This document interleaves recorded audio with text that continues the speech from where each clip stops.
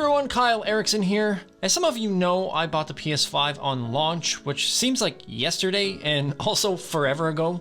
I'm not really sure how that's possible, but I have been eyeing up an Xbox Series X for quite a while now, but they've been just so hard to come by. The other day, I was just walking around shopping and I saw an Xbox Series X on the shelves, and I figured, hey, I gotta pick one of these up. The last Xbox that I actually owned was the 360, so I skipped a generation here. I decided to move over to PlayStation on the last gen for the exclusive titles, and I never got around to actually buying an Xbox One. And I never really felt the need to buy one, but I have been really interested in the Series X this go around. So after using the PS5 for a few years and now digging into the Series X, I do have a few thoughts. First things first, the design. The Series X looks a lot better to me. The minimal rectangle design is a bit easier on the eyes, and the form factor is also easier to deal with than the PS5 in terms of placement. It's got textured plastic on the entire shell, and I personally like that a lot more. The PS5 has a glossy finish around the middle, and it's very prone to micro scratches when you're cleaning it. Mine has not really moved at all since I've bought it, and you can see just from dusting it, it's got marks on it, and I don't find that the PlayStation 5 is hideous or anything. The look has grown on me quite a bit, but I do prefer something that's just a little less out there. The PS5 LED status lights are something that I really like that the Series X does not have, along with a USB-C port, which I was really surprised that the Series X didn't adopt. It would be nice to have at least one of them on there, seeing how this is what most of our electronics run off of now, but it isn't a huge deal. The Series X also suffers from something that the PS5 does, which I had hoped would be different, but it is not. That being that the provided cables are extremely short. They give you 5 or 6 feet for an HDMI cable, and there's an even shorter power cable. So it's not the easiest thing to place if you've got a carefully thought out media unit. I had to buy new cables for my PS5, and I've got to do the same thing with the Xbox. Right now it's just sitting somewhere where I can use it, but definitely not where I want its final resting place to be. As far as what's inside these machines, the Series X is a little bit more powerful, but the PS5 does have a lot faster hard drive. Although the storage capacity on the Xbox is a bit better, with it being 1 terabyte. And the PS5 being 825 gigs. Not super noticeable, but you can definitely store a few more games on there. Overall, I haven't noticed a huge difference in game. One thing that I did find made a difference, and probably one of the more noticeable things for me, was the controller.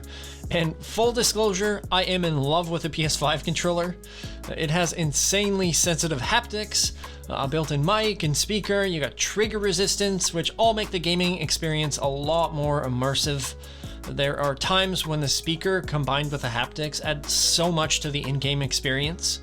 You have a built-in battery out of the gate as well, which I would expect anything like this to have in this day and age, which is one thing that really shocked me about the Xbox controller. When I was unboxing everything and looking at the controller on the Series X, it felt pretty basic in comparison, and just not up to the same level of quality for some reason. The haptics aren't as good as on the PS5, and it did not come with an internal battery. It takes AA batteries unless you buy this little kit from Microsoft, which actually makes this more expensive than the PS5 controller if you want a rechargeable battery. Putting that aside, it does feel really great in the hands, and a touch more natural for me than the PS5. That's something that Xbox controllers have been getting right for generations, and nothing has changed there. The PS5 DualSense does feel like a huge improvement over the DualShock 4 controller for the PS4, but I do still think that comfort-wise, the Xbox controller is still the winner there. I do just wish that they would step things up in the same way that Sony has in terms of feature set at an affordable price. I know that they do have Elite controllers for a few $100, but I'd really like to see something similar in price point. Something else I found that I liked more about the PlayStation 5, it does come with Wi-Fi 6 support, which the Series X does not. I'm not sure why Microsoft didn't make these Wi-Fi 6 enabled.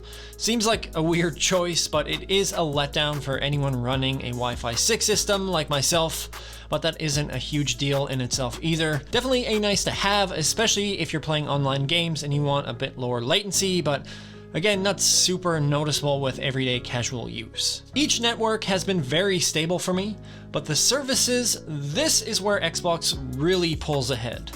Xbox Ultimate Game Pass is infinitely better than anything Sony has to offer, at least at this stage. You get loads of games to choose from. It's bundled with Xbox Live Gold in there as well. I haven't even bought any actual games for my console yet. I've been just playing games like Halo Infinite, Forza, Madden, all from Game Pass, and I am a huge fan of the service. The PS5, on the other hand, has no real comparable to Game Pass.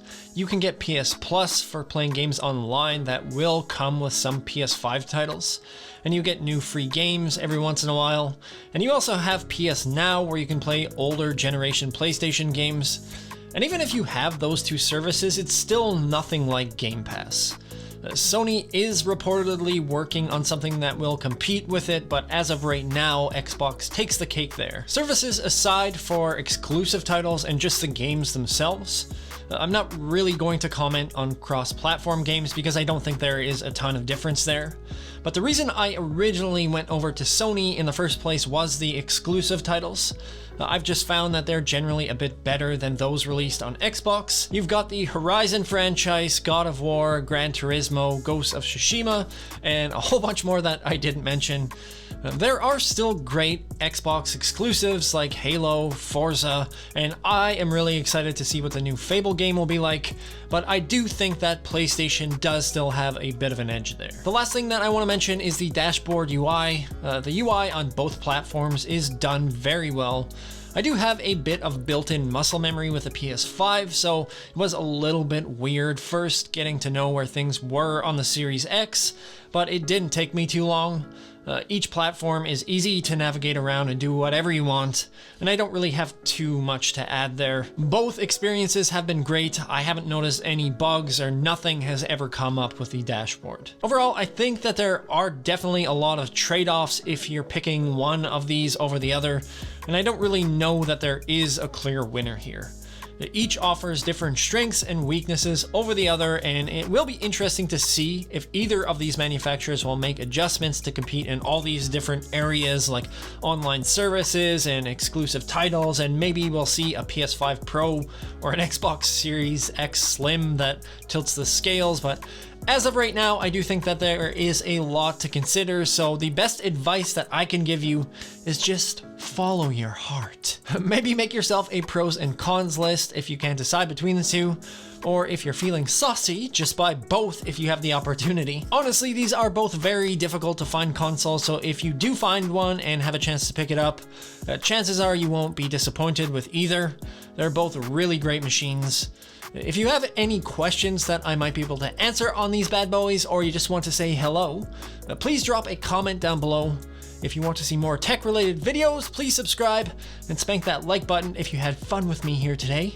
And thank you so much for watching. I will see you in the next video.